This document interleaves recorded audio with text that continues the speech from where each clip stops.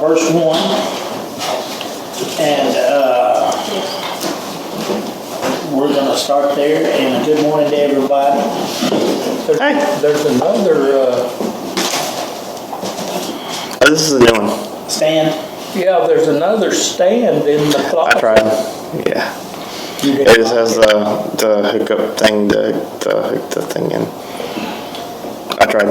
The different one. Okay. What, do you take the other home? No. Oh, to mess with it, you mean? I have not thought of that yet. I would That's take, just I would thinking take you were that one gonna to be. the other one. I just kind of, Shaky. All right. First Kings, Hold it. First Kings what? chapter 15, verse 1. Yes, sir. He's asking something. Abiam reigns in Judah. Okay. All right, so we'll start right there on verse 1. It says, in the 18th year of King Jeroboam, the son of Nebat, Abiam, being king over Judah, he reigned 3 years in Jerusalem. His mother's name was Micaiah, the granddaughter of Absalom, and he walked in all the sins of his father which he had done before him. His heart was not loyal to the Lord his God, as was the heart of his father David.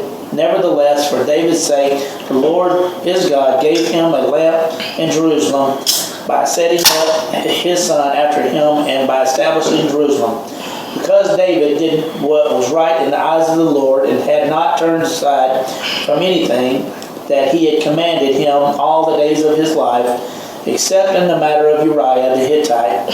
And there was war between Rehoboam and Jeroboam all the days of his life.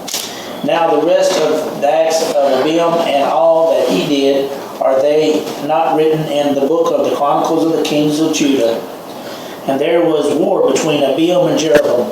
So Abiam rested with his fathers, and they buried him in the city of David. And then Asa, his son, reigned in his place. So we're going to stop right there. So the reign of King Abiam, known as Abiah, in 2 Chronicles chapter 13, we see here that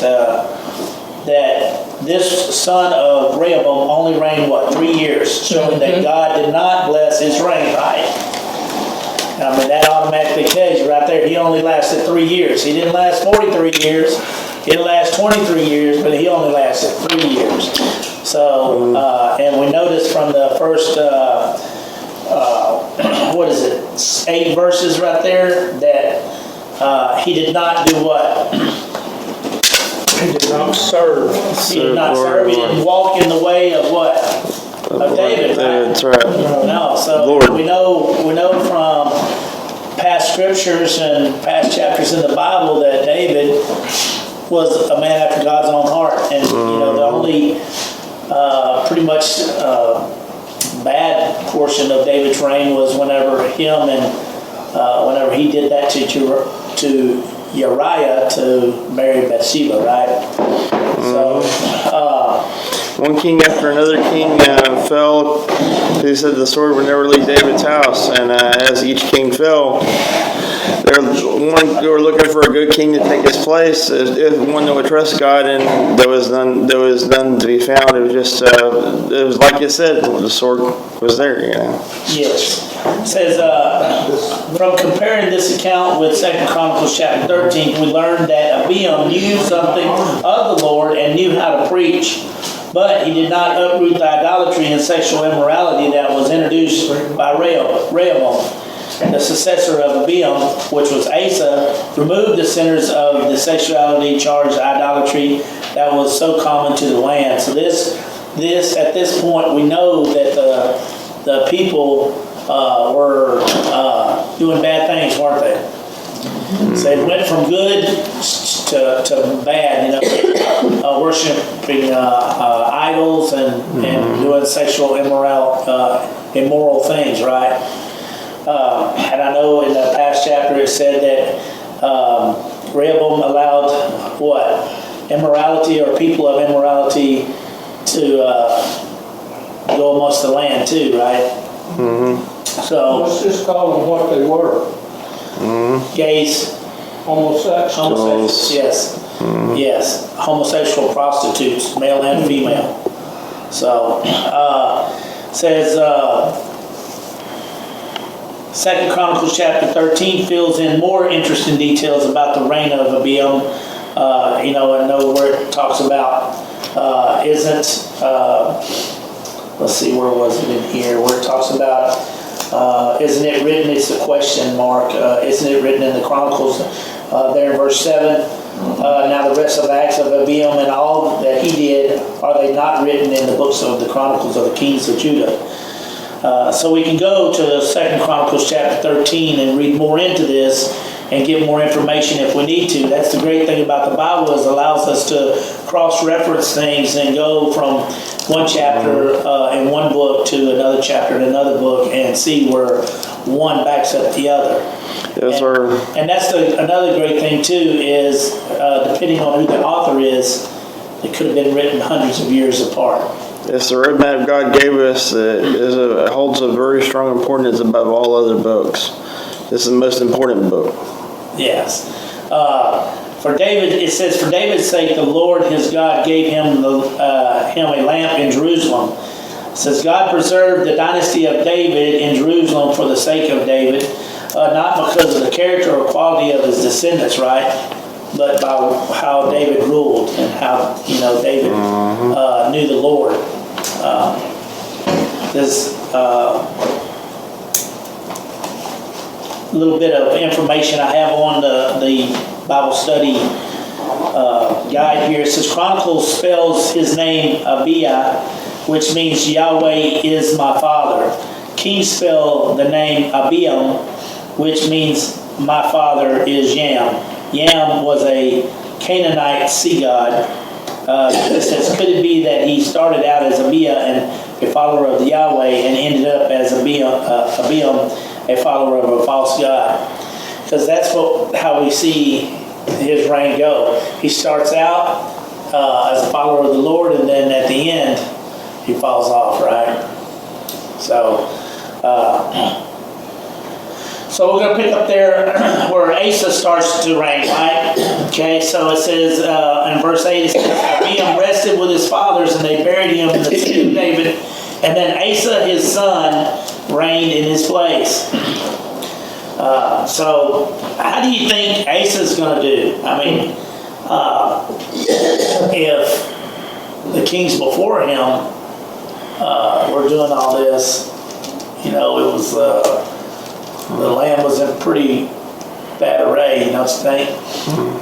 It was, had the homosexual prostitutes, they were worshiping idols and stuff, and then what? Do you think Asa's going to reign like that too, or? No. No? They're going to straighten them out. He's going to straighten them out. We're called to be a God-fearing people.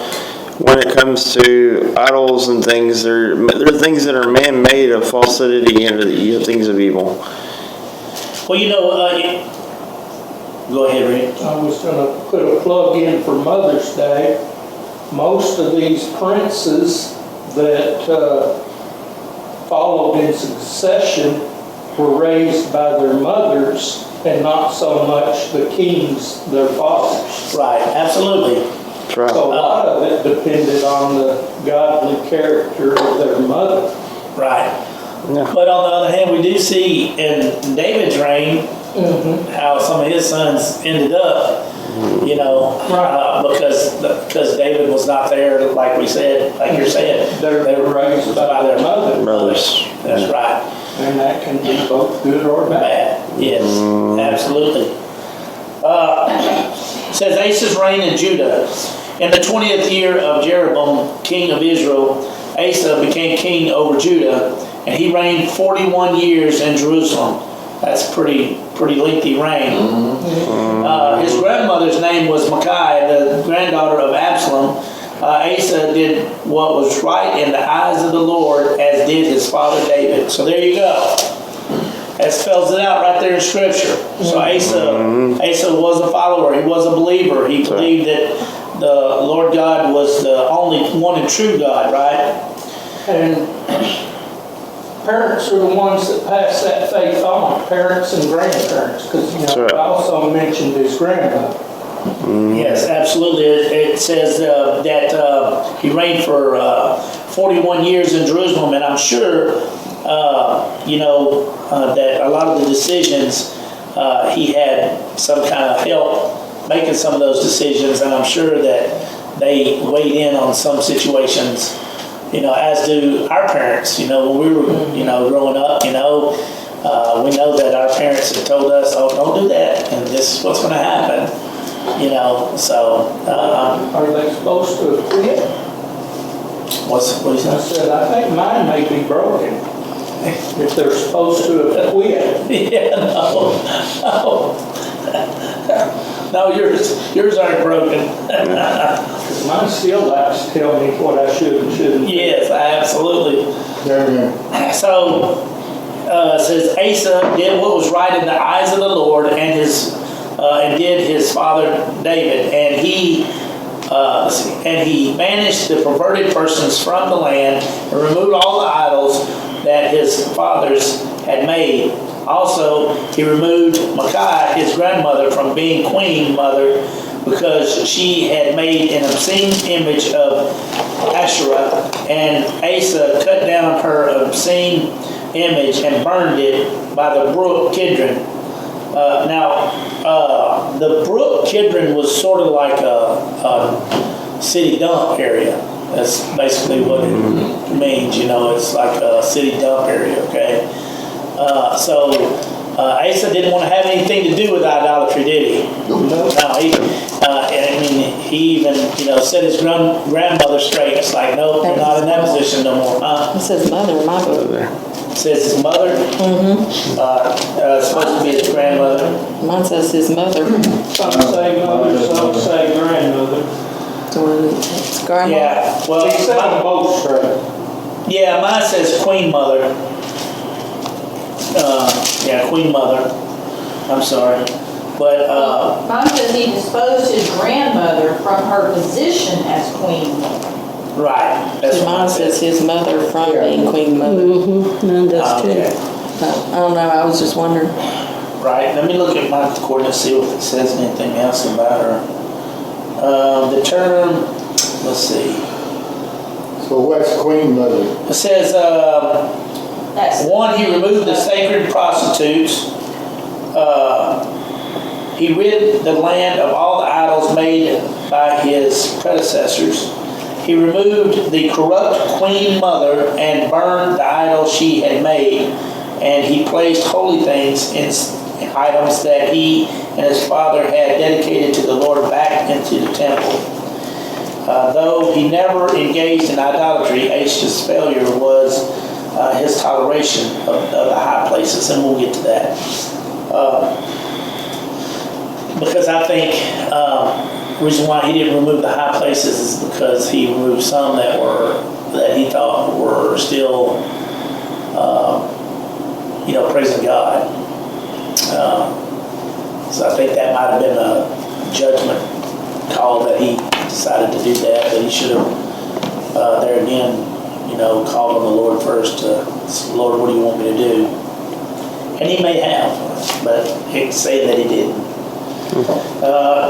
But I don't know if it's like Brother Rick said, either way, if it was his mother or his grandmother, it set him straight. Well, mine down here in the concordance says Yeah. mother, but then it has in parentheses grandmother in some translations. Yeah, gotcha.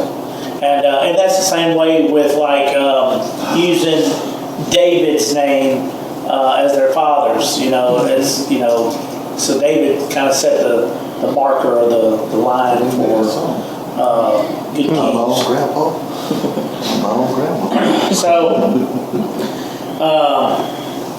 verse 13, also he removed Micaiah, his grandmother, from being queen mother because she had an obscene image of Asherah, and Asa cut down her obscene image and burned it by the brook Kidron, but the high places were not removed. Nevertheless, Asa's heart was loyal to the Lord all his days. He also brought into the house of the Lord, the things which his father had dedicated, and the things which he himself had dedicated, silver and gold utensils. Now there was war between Asa and Baasha, king of Israel, all their days. And Baasha, king of Israel, came up against Judah and built Ramah, that he might let none go out or come in Asa, king of Judah. Then Asa took all the silver and gold that was left in the treasuries of the house of the Lord and the treasuries of the king's house, and delivered them into the hand of his servants. And King Asa sent them to Ben-Hadad, the son of Tabrinim, the son of Hezion, king of Syria, who dwelt in Damascus, saying, let there be a treaty between you and me, as there was between my father and your father. See, I have sent you a present of silver and gold. Come and break your treaty with Baasha, king of Israel, so that he will withdraw from me. So Ben-Hadad heeded King Asa and sent the captains of his armies against the cities of Israel. He attacked Eon, Dan, Abel, Beth, Makkah, and all Chinneroth, with all the land of Naphtali. Now it happened when Baasha heard it that he stopped building Ramah and remained in Tirzah. Then King Asa made a proclamation throughout all Judah, none was exempted, and they took away the stones and timber of Ramah, which Baasha had used for building, and with them King Asa built Geba of Benjamin and Mizpah. The rest of all the acts of Baasha are all his might, all that he did, and the cities which he built, are they not written in the book of the Chronicles of the kings of Judah? But in the time of his old age, he was diseased in his feet. So Asa rested with his fathers and was buried with his fathers in the city of David, his father. Then Jehoshaphat, his son, reigned in his place. So I'm going to stop right there. So we see here that Asa became king over Judah. He was a great-grandson of Solomon. Took the throne of Judah at the end of Jeroboam's reign in Israel after his father's brief reign of 43 years, right? How many? 3 years? The first one, 3. Yeah, 3 years. I just threw that 43, that 40 onto that 3 to see if y'all listened. I got who, what, when. So, also, it tells us that the kings of Judah were usually measured against David, the founder of their dynasty, right? And it says, in contrast to his father, Abiah, Asa followed in the same heart as David. It says the phrase, his father David, shows us that in Hebrew literature, and this is what I was getting to earlier, the word father can be used of an ancestor in general instead of strictly referring to the one's father. David was actually the great-great-grandfather of Asa. So, like Mary was talking about in her manuscript, in her script, in her Bible, it says mother, or it can be mentioned as grandmother in the Hebrew. So it's basically what I was talking about too, the comparing of the two. An ancestor could be, like David's in David's place. So we see in verses 12 through 15 the reform that Asa did, right? So he was really all about what, like Terry's talked about earlier too, he was all about reforming Israel, right? What all did he do? He did like 3 or 4 things, right? What was one of them? Somebody tell me. He removed all the male prostitutes. He got rid of what? Male prostitutes. All the male and female prostitutes, right? The homosexual prostitutes. What else? That's one. Got rid of all the idols. Got rid of all the idols. Okay? And got rid of his grandmother's Asherah pole. Right, as queen mother, right? Yeah, because she made an obscene image, and she was basically going and praying to that almost every day. Okay? And again, we know that he banished those people. He says, he banished the perverted persons from the land. This state-sanctioned homosexual idol temple prostitutes were introduced into Judah during the reign of Rehoboam. Asa's father, Abiam, didn't remove these perversions and idols, but King Asa did. So we see that he didn't do like his father. He didn't allow that stuff to go on. So, also, he removed, again, Micah, who was his grandmother, from being queen mother because of what she had done. It says this demonstrates the thoroughness of Asa's reform. He wasn't going to let the people get away with it, and he sure wasn't going to let his family get away with it, because two wrongs don't make a right? If he does it to one, he might as well do it to the other. It says this demonstrates the thoroughness of Asa's reforms. He was able to act righteously even when it was his family that was doing wrong. Okay? And we all know how hard that is. I've seen people, get on to someone else but won't get on to their own child about it. Like, oh, you can't do that, but turn around 15 minutes later, their child's doing it, but they don't get on their child for doing it. And you better not eat. That's right. So, yeah. And so, we see here that Asa wasn't about that. He was like, look, I'm the king, this is the way it's going to be, and he did that reform. And righteousness too, So that means he was talking to the Lord about it. It says by the brook Kidron, and this is what I was talking about too. Says the Kidron Valley east of Jerusalem was then the city's main rubbish dump. So it's basically a dump, The obscene image that we're talking about, it says this image is described as obscene in our English translation, but in Hebrew word it's closer to the meaning of like frightening or horrible or abominable. So either way you print it, it's bad.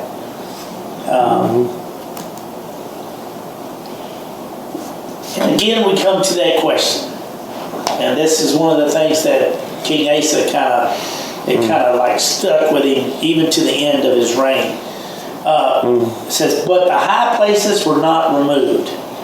Anybody give me their thoughts on what or how they think that King Asa was thinking about this? I mean, you think he got down on his hands and knees and talked to the Lord about it, or do you think he just made that decision on his own after all the reform was going so well? And what do you think about that? And we're talking about in 2 Chronicles chapter 14, verse 3, it says, for he removed the altars of the foreign gods and the high places, and broke down the sacred pillars and cut down the wooden images. So what do y'all think? How do y'all think King Asa was thinking? What do you think his mindset was on why he didn't remove the high places? A lot of people worshiped Yahweh, but in a perverse way. Asherah, one who was worshipped in the groves and high places, they had as his wife. Right. And his wife was what? Was Asherah. I know, but his wife, was she a believer, or was she One of those pagan worshipers. Pagan worship. Yeah. Pagan worshiper. Yeah. It's Absolutely. not the true faith. Right. It's false faith. Easily morphed into Baalism, Right. where Baal deposed Yahweh and took Yahweh's wife and made her his wife. Right. See, in 2 Chronicles chapter 14, verse 3 that I just read, says that Asa did remove the high places and all the wooden images involved in it. It says, but it mentions these high places in connection with the altars of the foreign gods. Therefore Asa removed the high places that were dedicated to idols, but not the ones that were dedicated to the Lord. And like Rick said, you know, some of those ones that were going and worshiping in the high places, it wasn't a true righteous Christian worship. It was, you know, something else. Define high places. Paganism, worship. Let's see, I thought I had some of that in here, but Usually up in the Mountains. mountains. That's what I was wondering. Yeah. High places of leadership or high places physically of the mountains and so. yeah, it was high Which places. is Yeah, pagan because worship. they, in Yeah. previous scriptures, it talks about, certain people couldn't get to the temples and stuff to worship, so they made them, because they were so, you know, high up in far places, so he went and made, you know, temples so that they didn't have to come all the way down. Right. Physical, Plus, it yeah. felt like the higher you got, the closer Because you were to heaven. to the gods in Yeah. heaven. Right. It says, nevertheless, Asa's heart was loyal to the Lord all his days, right? It says, Asa's loyal heart was shown in his reform against idolatry and the state-sanctioned conversions, and in his restoration of certain silver and gold utensils that he had placed back into the temple. Remember, we had read that part too. Now, in the latter parts of this, we see that King Asa made a proclamation throughout all Judah, and it says none was exempted. So he was very, very thorough about what he was doing, right? It says he took, Asa used the treasure to buy the favor of Ben-Hadad of Syria, so that he would withdraw support from Israel. Apparently, Baasha of Israel could not stand against Judah by himself. He needed the backing of Syria, and so we see that he utilized that to his advantage, right? But you should have trusted in the Lord. That's right. That's right. So, right there where it says the rest of all of Acts of Asia are they not written in the book of Chronicles of Judah? It says the 2 Chronicles chapter 14 verse 16 provides many more details regarding the reign of Asa. Now we're going to finish up here. Which verse were we on here? Do you remember? I think it was 25, wasn't it? It says, now Nadab, the son of Jeroboam, became king over Israel the second year of Asa, king of Judah. And he reigned over Israel 2 years, and did evil in the sight of the Lord, and walked in the way of his father, and in his sin by which he made Israel sin. And then Baasha, the son of Ahiah of the house of Ishkar, conspired against him, and Baasha killed him at Gibbethon, which belonged to the Philistines, while Nadab and all Israel laid siege to Gibbethon. Baasha killed him in the 3rd year of Asa, king of Judah, and reigned in his place. And it was so when he became king that he killed all of those of Jeroboam. He did not leave to Jeroboam anyone that breathed until he had destroyed him, according to the word of the Lord, which he had spoken by his servant Ahiah the Shelamite, because of the sins of Jeroboam, which he had sinned, and by which he had made Israel sin, because of his provocation with which he had provoked the Lord God of Israel to anger. Now the rest of the acts of Nadab and all that he did, are they not written in the books of the Chronicles of Kings of Israel? And there was war between Asa and Baasha, king of Israel, all of their days. In the 3rd year of Asa, king of Judah, Baasha, the son of Ahiah, became king over all Israel in Tirzah, and reigned 24 years. He did evil in the sight of the Lord, and walked in the way of Jeroboam, and in his sin by which he had made Israel sin. Okay? So we see here that one was turning to the Lord, and the others was what? Turning away from Turn away. Right? And the two kings were two totally different types of reigns, so, and I'm fixing to close this up there. It says, Baasha, the son of Ahiah, became king over all of Israel. It says, as expected with a man who came to the throne through assassinations, Baasha was a wicked man and ushered in a dreadful period for Israel, both spiritual and political. Because we know there that he said that he did not change anything, said he did evil in the sight of the Lord and walked in the way of Jeroboam. And we know that Jeroboam was a terrible king, right? It says in summary, this puts it simple. Though Baasha was not a genetic descendant of Jeroboam, having murdered his family, he was certainly a spiritual descendant of Jeroboam. So, and I wanted to mention the fact, before we leave right quick, that Asa, where it talks about in verse 23, the rest of the acts of Asa, all of his might, all that he did, and in the cities which he built, are they not written in the book of the Chronicles of the Kings of Judah?